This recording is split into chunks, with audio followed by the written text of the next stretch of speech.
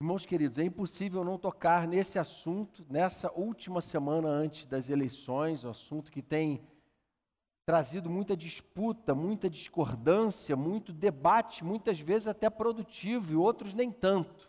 Amizades têm acabado, pessoas têm ficado magoadas, cristãos muitas vezes agindo muito mal nas redes sociais, ou nos seus papos em família, ou nos seus papos em rodas de amigos, nem sempre tendo sabedoria de Deus. E muitas vezes nós, como cristãos, fazendo nada mais, nada menos do que aquilo que fomos chamados a fazer, o Evangelho, ou falar sobre a verdade da Escritura, sobre a verdade da revelação de Deus, e sobre aquilo que nós detectamos à luz da palavra ser tão nocivo à liberdade de expressão da igreja, ser tão nocivo aquilo que a palavra de Deus recomenda em termos de valores, de princípios. Então, esse acirramento e toda essa discussão que a gente tem visto aí, tão presente, de uma forma talvez sem precedentes, pelo menos na minha história como eleitor, eu nunca vi a coisa tão polarizada, não tem tanto a ver com o candidato X ou Y. Tem a ver com ideologias e convicções que muitas vezes não estão alinhadas com a palavra de Deus, ou não estão alinhadas com os valores ensinados por Jesus, e com meios que a gente procura tratar e resolver essas questões, que podem muito bem incorrer em idolatria. Há dois tipos de idolatria que a gente tem identificado em toda essa polarização. A primeira delas é a idolatria de se erigir um redentor, de se acreditar que a gente vai ter num homem um redentor para o atual quadro caótico, econômico, social que o país vive. Essa é uma idolatria abominável diante de Deus. A gente só tem um redentor e a gente só confia nele, amém? Um outro equívoco idolátrico é a idolatria do politicamente correto, que tem levado muitos a tentarem vender uma imagem de que é possível você ser cristão e afinar o seu discurso ideológico com os humanistas seculares, quando na verdade Jesus não fez isso. Jesus estava tão somente comprometido com a verdade, acima de qualquer hipersensibilidade de quem quer que fosse. Ele falava a verdade, doa quem doer, ou doesse a quem doesse. Jesus simplesmente pregava e falava, e é impossível você tomar posição em prol daquilo que você acredita sem fazer inimigos. Isso é uma verdade. Se Jesus, sendo o próprio Deus, santo, santo, santo, enfrentou isso. Agora, a idolatria política, ela é esperada e natural para quem não conhece o Rei e Senhor da história. Mas para a igreja de Jesus, é óbvio que ela não pega bem. A Bíblia nos garante que a história não caminha de forma aleatória. Ela caminha e ela terá, na verdade, o fim exato que o nosso Deus, o Senhor, Criador dos céus e da terra, aquele que enviou o seu Filho para redimir a humanidade, esse Deus, no Apocalipse, se revela como alguém que já colocou o ponto final na história. Ele é quem diz quando a história vai acabar e como vai acabar. Amém? A gente tem que lembrar de algumas coisas, para a gente não cair nessa atitude obstinada, nessa atitude obscurantista, que muitas às vezes têm caído. O texto que a gente vai ler, ele traz para nós, na verdade, um resgate da nossa vocação. A gente tem uma vocação aqui nesse mundo, e muitas vezes tem gente que no meio do caminho tem perdido a consciência da sua vocação. Tem perdido a consciência de aspectos muito básicos da nossa fé que precisam fazer toda a diferença nesse momento da história, que o nosso país, mais do que nunca, precisa da esperança que só o Evangelho traz e pode dar para eles. Amém, irmãos? Nossos amigos, nossos parentes, nossos irmãos em Cristo, que podem hoje estar totalmente perdidos aí. Mas eu e você temos a mensagem. E nós precisamos expressar para eles o amor de Deus. E muitas vezes, até mesmo, a manifestação da ira deve acontecer debaixo de santidade. Como assim, Jonas? Você está associando ira com santidade? E a Bíblia fala isso. A Bíblia apresenta um Deus irado, e Tiago diz assim, olha, irem-se. Mas ele completa dizendo, mas não pequem. Há uma indignação com a imoralidade em que a nação está imersa, com a promiscuidade sexual, que é uma realidade concreta no mundo hoje, e não dá para entender um pregador do Evangelho hoje que se omite em relação a tanta perversão sexual. A imoralidade em relação à corrupção financeira. Não dá para entender como é que um pregador do Evangelho hoje não ataca governos corruptos, candidatos corruptos, e o mal e o genocídio que a corrupção causa, não apenas em termos de gente morrendo de fome, mas em termos de ceifar futuros, esperança, desenvolvimento da nação e uma série de coisas. Como também outros tipos de ideologias que a gente não encontra respaldo bíblico, como tortura,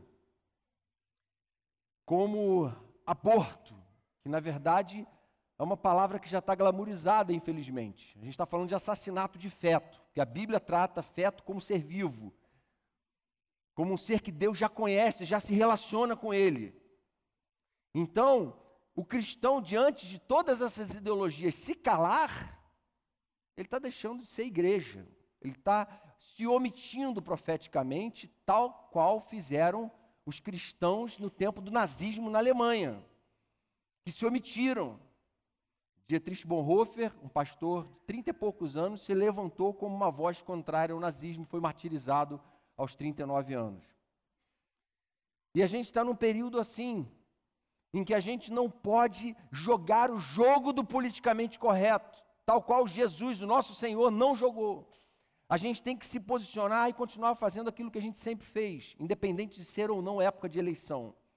A gente tem que se posicionar com firmeza, mas precisa haver sabedoria, precisa haver amor, precisa haver zelo santo. E o mundo precisa entender esse recado, mesmo que odeie a nós, porque a Bíblia diz que o mundo vai odiar a igreja. Filipenses 2, verso 12. Paulo dá alguns conselhos para a igreja, uma igreja nova de Filipos, que ele havia plantado com Silas e Timóteo na sua segunda viagem missionária. Ele está falando para essa igreja que ele amava. Gente, vocês precisam ser maduros espiritualmente para lidar com o tempo que vocês estão vivendo. Ele diz assim, meus amados, como sempre vocês obedeceram, não apenas na minha presença, porém muito mais agora na minha ausência, ponham em ação a salvação de vocês com temor e tremor, pois é Deus quem efetua em vocês tanto querer quanto realizar de acordo com a boa vontade dele. Façam tudo sem queixas nem discussões, para que venham a tornar-se puros e irrepreensíveis, filhos de Deus, inculpáveis, no meio de uma geração corrompida e depravada, na qual vocês brilham como estrelas do universo, retendo firmemente a palavra da vida. Assim, no dia de Cristo, eu me orgulharei de não ter corrido, nem me esforçado inutilmente. Paulo escreve de dentro da cadeia para falar para a igreja ali no meio de perseguição, que ela precisava viver uma vida de obediência a Deus e de alegria no Espírito, que ela precisava redescobrir a sua vocação e aspectos da sua vocação capazes de fazer dela um luzeiro no meio das trevas em que ela estava vivendo. Ser uma referência quando todo mundo perdeu a referência, quando está todo mundo batendo cabeça e perdido. E ele está falando, olha, pôr a salvação em ação é tomar certas medidas práticas que têm a ver com o que vocês estão vivendo hoje, porque vocês, segundo Jesus, a luz de vocês deve brilhar diante dos homens para que eles vejam as boas obras de vocês e glorifiquem o Pai de vocês que está nos céus. Vocês precisam entender que a vocação de vocês é para ser luz no meio das trevas. É para ser diferente mesmo. Não tem jogo de politicamente correto. O Evangelho é contra a cultura. O Evangelho não traz popularidade, não trouxe para o seu maior representante nos seus dias. Muito pelo contrário, trouxe ódio sobre ele, porque ele não se conformava com a iniquidade. Ele denunciou as piores iniquidades do seu tempo. E nós também hoje vamos levar a sociedade a glorificar a Deus, se formos capazes de nos posicionar diante das piores iniquidades do nosso tempo. Levar a sociedade a isso. Como é que a gente faz isso? Depositando toda a nossa confiança em algum partido ou candidato político? Será que é a gente se calando diante da instalação do mal, como fizeram os cristãos no tempo do nazismo na Alemanha? Ou será que é a gente simplesmente sendo tolerante com as ideologias tão corrosivas aos valores cristãos que estão aí na sociedade, a gente tratando isso como coisa normal? Será que esse é o caminho, sendo tolerantes, o caminho da tolerância a tudo, do não pronunciamento em relação a nada que seja contrário ao pensamento de alguém? Será que a vocação da igreja é essa vocação para ser de boa com todo mundo, como se diz aí hoje na gíria? Como é que a gente recobra a nossa consciência, a consciência da nossa vocação? Para a gente não cair nem na idolatria de levantar para nós um Redentor que não Cristo e nem se omitir diante de tanta iniquidade, de tantos absurdos. Basicamente é vivendo a vida cristã normal. É isso que Paulo vai falar em outras palavras. A gente vai desmembrar o texto aqui. E a primeira coisa que ele fala para a igreja de Filipos é que a igreja recobra consciência da sua vocação, manifestando temor a Deus. Porque o que tem faltado hoje, irmãos, nas igrejas, sem dúvida nenhuma, é temor a Deus. Verso 12: ponham em ação a salvação de vocês com temor e tremor. Não podemos nos aproximar diante de Deus, dizer que temos relacionamento com Ele e agirmos como se Ele não fosse um Deus santo, santo, santo. Um Deus todo exaltado, um Deus todo poderoso, um Deus de juízo. Temor não é simplesmente ter medo. Tem gente que tem medo, mas continua vivendo em rebeldia.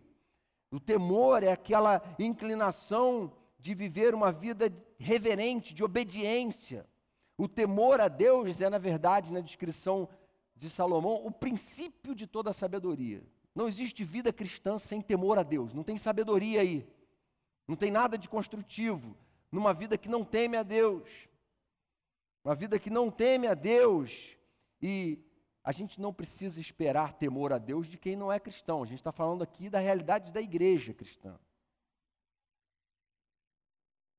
E a gente conclui, irmãos, que qual é a razão de haver cristãos hoje defendendo partidos que militam a favor da iniquidade, seja ela qual for. Cristãos defendendo esses candidatos cegamente.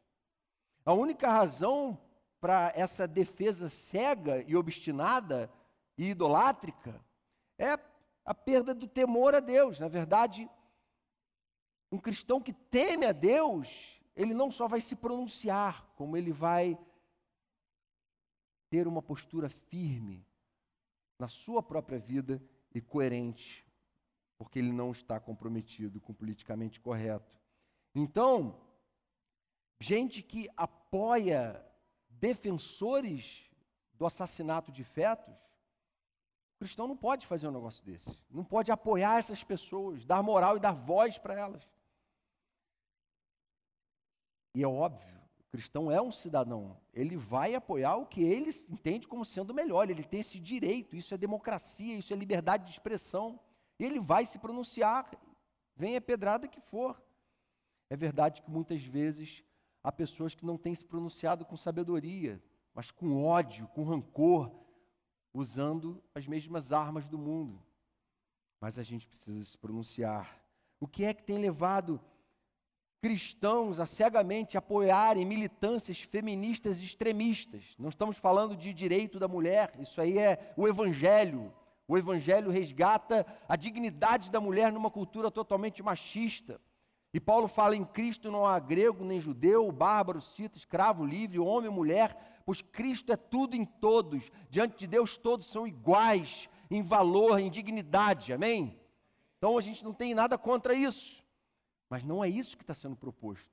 Existem ideologias nervosas, ideologias que tentam o tempo inteiro colocar na balança disputa de gênero, ou mesmo destruição do conceito de gênero, coisas nefastas, diabólicas, malignas, e que a igreja precisa se pronunciar e falar: não, eu sou discípulo de Jesus, comigo não cola nem machismo, nem feminismo, e nem muitos outros ismos, porque eu temo a Deus. Por que é que a gente tem visto no meio da igreja, muitas vezes, uma falsa profissão de fé? Sabe o que é a falsa profissão de fé? Pessoa que frequenta a igreja, mas não vive uma vida coerente, não vive uma vida de busca de piedade, de busca de um coração quebrantado, sensível à voz de Deus. Não busca viver uma vida exemplar enquanto cristão, não busca ser um bom marido, uma boa esposa, um bom pai, um bom profissional, não tem ética no trabalho. Por que tem acontecido isso? Porque perdeu-se o temor a Deus. Como a gente costuma dizer às vezes, né? O ateísmo funcional. É cristão da boca para fora, mas na prática há um ateísmo em andamento, há uma indiferença a quem Deus é e o que ele pensa. Diferente de José diante da mulher de Potifar, que ele falou: como cometeria eu tamanha maldade como meu Senhor e pecaria contra Deus? Eu temo a Deus, diante da vocação que eu tenho como igreja, de fazer diferença no mundo. Temor a Deus é a vitória sobre a nossa rebeldia obstinada.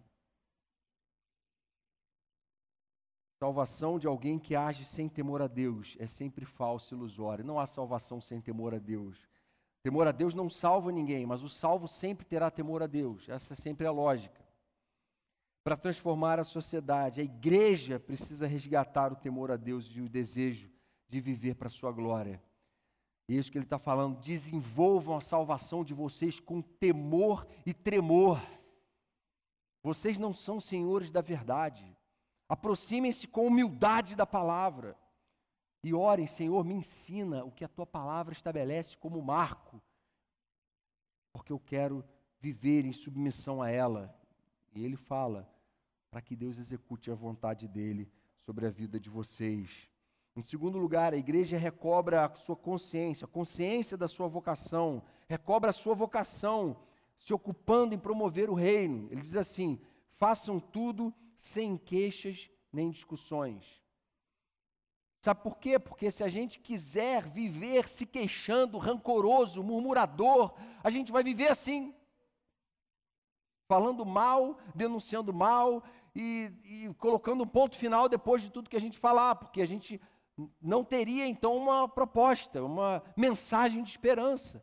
Mas a verdade é que em Cristo nós temos sim uma mensagem de esperança. E a gente não pode perder isso de vista. Paulo escreve de dentro da cadeia falando para eles: olha, continuem perseverando em obediência, continuem vivendo alegres, continuem entendendo a vida na perspectiva das promessas de Deus, das bênçãos de Deus sobre a sua igreja, na alegria que o Espírito Santo pode dar a vocês, no diferencial que vocês são chamados a ter no mundo. Não vivam a vida de vocês rancorosos, encontrando defeito na liderança da igreja, contestando divergências doutrinárias, nutrindo vaidade em seus corações, rancorosos por causa da perseguição que a igreja primitiva vivia. Ele está falando: não se deixem ou não se entreguem a essas queixas e discussões sem fim, porque isso pode ser tóxico para vocês, gente. O que a gente tem presenciado nas redes sociais, eu já entro rápido e já saio rápido, de tão cansativo que esse negócio está, de tão improdutivo muitas vezes. Veja bem, não estou dizendo que a democratização da informação ali não seja produtivo, muito pelo contrário. Há um debate muito produtivo ali, mas há também um blá blá blá e uma quantidade de piadinhas que não se coadunam com a seriedade do momento, não são coerentes com a seriedade do momento que a gente está vivendo. Pelo menos para nós, igreja, que entendemos a seriedade dessa militância ideológica que está aí nos nossos dias. Não é momento de brincar, é momento de sobriedade, de posicionamento firme diante da palavra de Deus. Não é momento de praguejar, não é momento de ofender, é momento de ter temor e tremor, e é momento de buscar a paz e sobriedade para a gente se posicionar e ter respeito com esse posicionamento, tamanho o temor que a gente tem a Deus.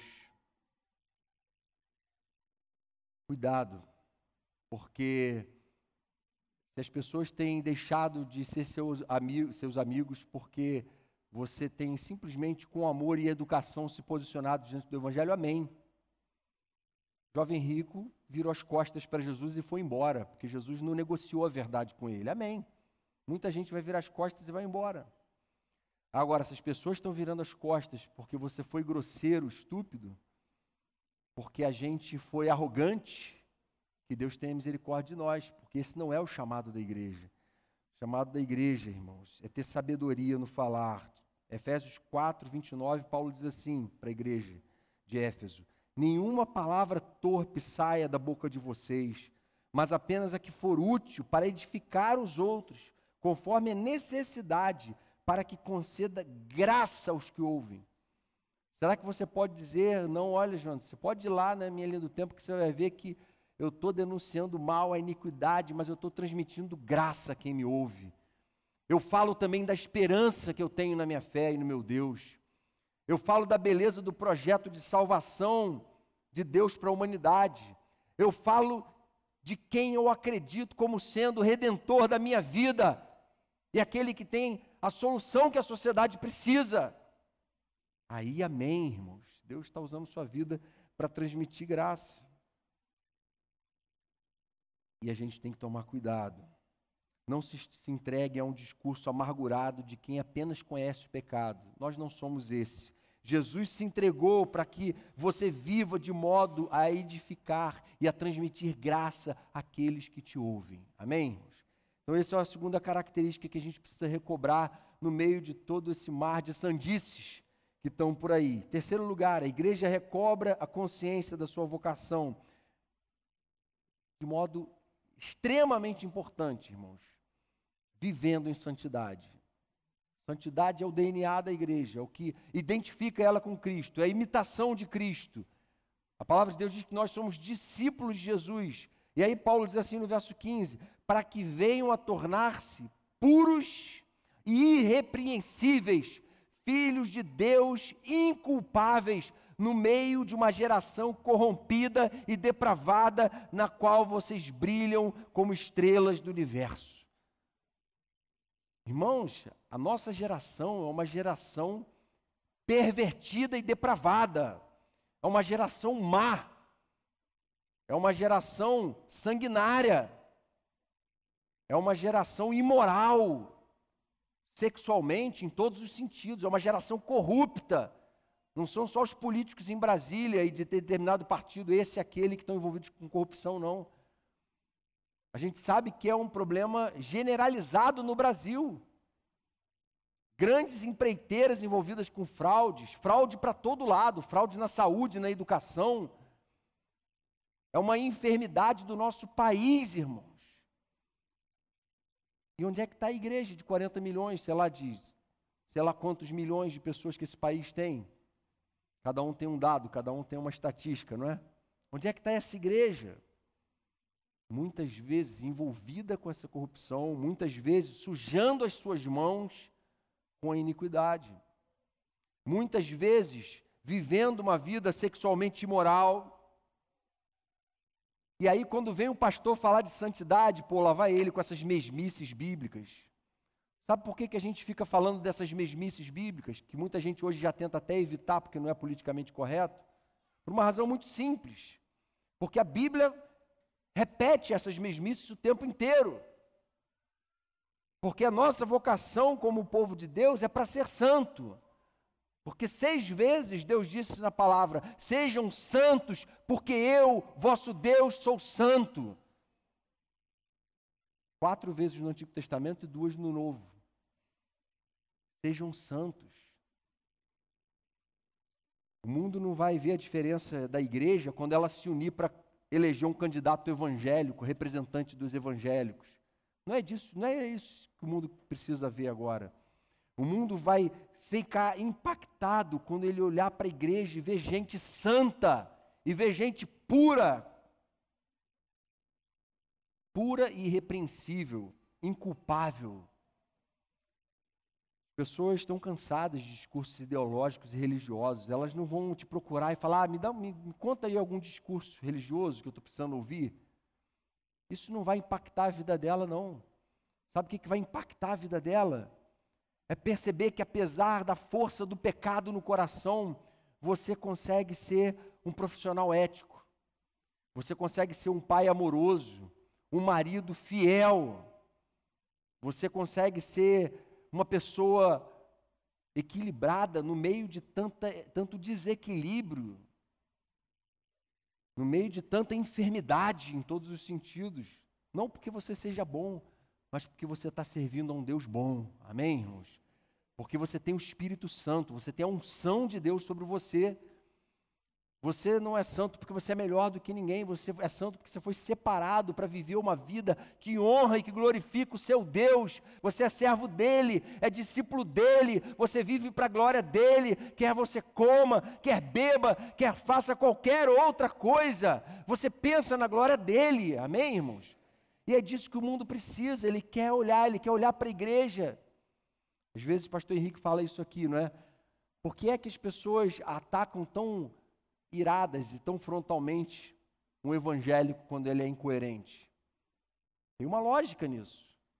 É porque ele não espera correção de ninguém mais, de religião nenhuma. Mas quando ele olha para o cristão evangélico, para os bíblias fundamentalistas, e vê algum erro, olha lá, está vendo? Eu não disse? A sociedade está esperando de nós, de mim e de você, que a gente seja luz nas trevas que eles estão vivendo, porque eles não aguentam mais trevas. E nós vamos sim impactar a sociedade, se a gente redescobrir essa nossa vocação para ser santo, para ser diferente, para ser contra a cultura, não segundo nossas ideologias radicais, mas segundo o Evangelho, segundo o exemplo de Cristo, nosso Senhor, na pureza que Ele nos ensinou a viver. Não acredite em salvação onde não há santificação. Santificação não salva, mas o salvo sempre se santifica. Spurgeon falava, santificação é o lado visível da salvação. É a evidência de que o Espírito Santo produziu ali novo nascimento, ao novo ser em formação. As coisas antigas passaram, eis que tudo se fez novo. Há um novo ser em construção, não é mais o velho Jonatas. É uma nova criatura que está sendo formada. E essa criatura não pode ser vaidosa e egolátrica, ela precisa ser serva do seu Senhor, discípulos de Cristo. Se quiser fazer a diferença no mundo, comece recobrando a sua vocação para ser santo. Tem gente querendo resolver o problema da África, querendo resolver o problema da ONU, sei lá, das grandes incoerências do mundo, mas ele mesmo não tem se submetido à ação do Espírito Santo, não tem buscado correção para o seu próprio coração, não tem clamado a Deus como publicano por misericórdia. Aí, irmãos, não adianta, não vai ter transformação, não vai ter impacto. Então, a redescoberta da vocação para ser santo. E por fim, o que a gente precisa recobrar além disso tudo? Não está nesse texto. Peguei aqui Jeremias 29, 7. A gente terminou na semana passada uma série sobre oração. E esse texto, irmãos, narra o momento em que o povo de Deus, Judá ali, é levado como cativo para a Babilônia. Depois que ele é levado como cativo para a Babilônia, Deus fala para Jeremias, Jeremias, escreve uma carta para esse povo. Eu quero que eles entendam como é que eles têm que viver lá na Babilônia.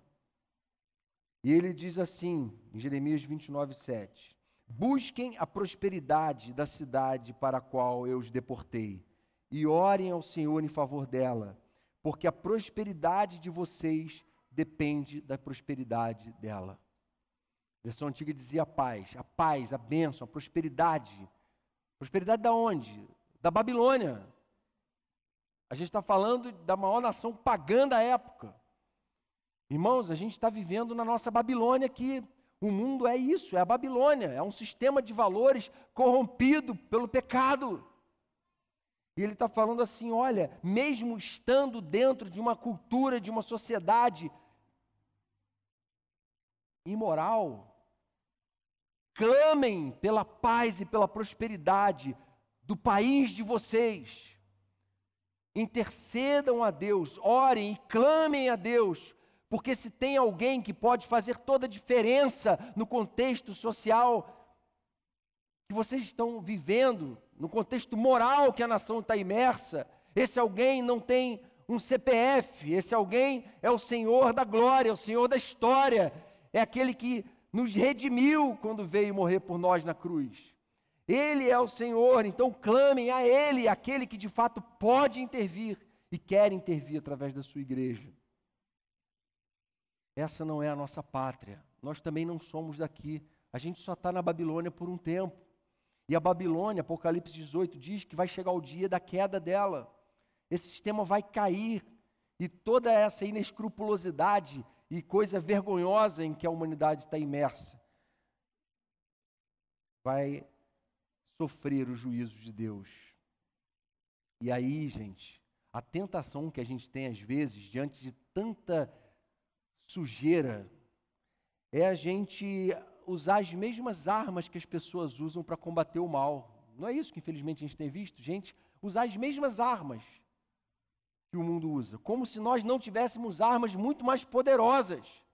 E aí Paulo, temendo isso, ele diz assim, em 2 Coríntios 10, 3, embora vivamos como homens, não lutamos segundo os padrões humanos. As armas com as quais lutamos não são humanas, ao contrário, são poderosas em Deus para destruir fortalezas. Amém, irmãos? As armas que nós temos são muito mais poderosas, não porque nós sejamos mais poderosos, mas porque o nosso Senhor é o Senhor da glória, é o Senhor da história, é o dono do mundo, e é aquele que já determinou qual vai ser o momento em que Ele vai colocar um ponto final nessa sujeira toda, e Ele vai vir trazer juízo sobre essa sociedade e sobre as nações. E Ele profetizou, Ele que nunca mentiu. Mais importante do que eu e você nos posicionarmos em público diante do mal, isso é importante, mas mais importante do que isso, é a gente agir consciente de que se não for o Senhor o construtor da casa, será inútil trabalhar na construção. Se não é o Senhor que vigia a cidade, será inútil a sentinela montar guarda. Será inútil levantar cedo e dormir tarde, trabalhando arduamente por alimento. O Senhor concede sono àqueles a quem Ele ama. Essa é a nossa mensagem, irmãos. E a gente precisa lembrar disso. Não importa se o seu candidato vai ganhar ou perder. O que importa é que Deus vai continuar sendo Deus. Amém, irmãos? O que importa é que não seja lá quem vier a ganhar, Ele vai continuar sendo meu Deus. Eu vou continuar depositando nele toda a minha esperança. Quinta-feira a gente vai estar junto aqui orando especialmente pelas eleições do próximo domingo. A gente não vai orar como a gente nunca fez aqui, nem de púlpito, nem reunião nenhuma, por um candidato. A gente vai orar pela intervenção soberana de Deus, pela resposta de Deus ao clamor do seu povo. E seja lá quem vier a ganhar, a gente vai confiar que Ele colocou lá. Que a Bíblia ensina isso para a gente. A gente deve se submeter às autoridades, porque não há autoridade que não proceda de Deus. E foi Ele mesmo que constituiu. E você é convidado a estar aqui quinta-feira às 20 horas. Mas a gente, além dessa, tem mais 3 reuniões de oração. Quinta-feira, 18h30, oração do MOVE. Sexta, 19 horas dos adolescentes. Sábado, 19 horas dos jovens. Temos 4 reuniões de oração por semana na igreja. Você tem participado. Obrigado, Jorginho. Vigília, sexta-feira, 10 horas. Como é que eu esqueci disso na primeira? Irmãos, oportunidade de a gente estar junto, clamando a Deus pela intervenção dEle. Não há nada de mais positivo e construtivo que eu e você como igreja possamos fazer devemos nos posicionar, devemos assumir posição, devemos pregar o Evangelho, devemos falar da verdade, custe a quem custar, mas se o nosso coração não estiver, ao mesmo tempo, se colocando diante de Deus, com humildade, clamando pela intervenção dEle, essas coisas, irmãos, podem virar idolatria, podem assumir um lugar que não é o lugar que Deus quer que elas assumam. As aplicações aqui para a gente guardar e levar para a célula. A primeira delas, busque a restauração do temor a Deus. Sonde o seu próprio coração para saber se você tem lidado com Deus como Deus. Para saber se você tem buscado a Ele como Senhor. Para saber se você tem se aproximado diante dEle, da palavra dEle, com temor e tremor. Porque o mundo não vai fazer isso. A gente precisa fazer. Isso vai refletir, óbvio, na nossa conduta e nas nossas atitudes. Segunda aplicação, julgue o seu próprio discurso, tendo Cristo como referência. Cuidado para não confundir ideias e ideologias com pessoas. A gente tem liberdade de expressão no nosso país para atacar frontalmente ideias e ideologias nocivas. Tem gente que tem corrupto de estimação, né? Que tem imoral de estimação. Nós não temos. Nós vamos atacar essas coisas frontalmente, porque a igreja está aqui para isso. E a gente vai falar, seja lá de quem for, que assumindo ou não o poder, vamos falar do mal e do problema do mal no mundo.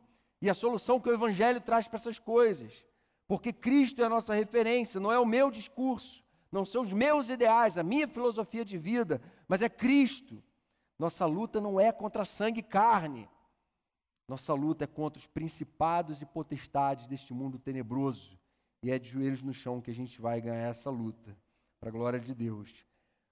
Terceira aplicação, responda à iniquidade com santidade. Antes de você tentar revolucionar o mundo, deixe que o Espírito Santo revolucione a sua vida. Transforme a sua vida, o seu caráter. Transforme desejos e impulsos carnais, pecaminosos, em pensamento santo, em desejo de viver uma vida produtiva, frutífera para a glória de Deus. Que a iniquidade vai continuar existindo e não tem garantia nenhuma de que ela vai diminuir, não, gente. O fim dos tempos está se aproximando. E quanto mais as coisas se aproximam, maior a necessidade de a gente pedir para o Espírito Santo vir revolucionar a nossa vida. Você que tem relacionamento sexual fora do casamento, peça perdão a Deus e se retrate com Ele. Você que flerta com adultério, peça misericórdia a Deus, temor a Deus, santifique o seu coração. Você que está vivendo uma vida antiética no seu trabalho, limpe as suas mãos, porque os dias são maus e a gente tem que agir com sabedoria. E por fim, não tema o resultado das eleições. O Senhor continuará governando sobre a sua vida, sobre a igreja e sobre a história. Amém, irmãos? Não importa se o seu candidato vai ganhar ou perder, Deus continua sendo Deus. Deus continua sendo o Senhor da história. E nossa confiança está nele. Eu sei que é difícil você acreditar nisso. Seja você eleitor de um extremo ou de outro, é difícil você acreditar nisso. Mas acredite. Amém, irmãos? Senhor querido, estamos aqui diante do Senhor, do único a quem adoramos, exaltamos e queremos ver reinar sobre a nossa vida. E queremos ver reinar, Senhor, sobre a sua igreja. E queremos te pedir, Senhor, tem misericórdia do povo brasileiro, do momento que a gente vive, de tanta indignação, de tanta ira, seja santa ou não, contra tanta iniquidade, tanta sujeira. A gente quer clamar, Senhor, para que o Senhor venha sobre nós, nos dá dias de paz, dias de a gente mais do que nunca se colocar de joelhos no chão e clamar pelo momento que a nação está vivendo. Senhor, a gente quer te pedir que o Senhor venha reinar sobre a sua igreja e venha nos conduzir de tal forma que a gente fique conformado com a tua decisão sobre o momento político do país, Senhor. Cremos que o Senhor vai agir através de gente pecadora, como o Senhor agiu através de reis pagãos, ímpios. O Senhor vai agir nesse momento sobre o nosso país, para que a gente viva dias melhores, dias de paz, dias de, Senhor, diminuição do desemprego, dias de diminuição das desigualdades sociais, da miséria em que muita gente tem vivido. Senhor, clamamos para que o Senhor intervenha também sobre a igreja, com avivamento que vai fazer a igreja, Senhor, se resplandecer como luzeiro no mundo, resplandecer para a Tua glória e para o Teu louvor. Faz assim conosco, vem nos dar sabedoria, porque nós não temos, vem nos fazer, Senhor, diferenciais no meio dessa geração, para a Tua honra, louvor e glória que te pedimos, Jesus. Amém, Pai.